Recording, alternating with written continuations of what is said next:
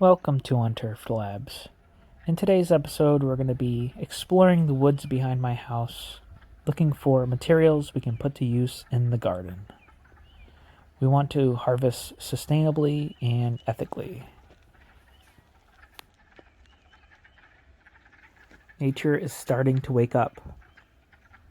All I hear is the frogs croaking.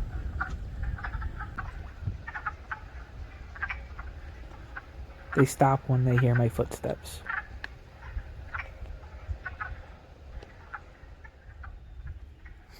I'll be sure to come back with a wheelbarrow to collect some of this rotten wood.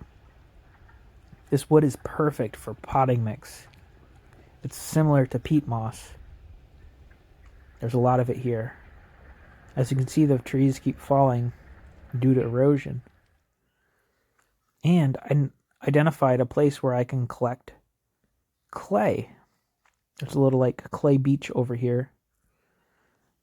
Clay is great for adding to soil amendments and could potentially line a new pond using this to try to make it watertight.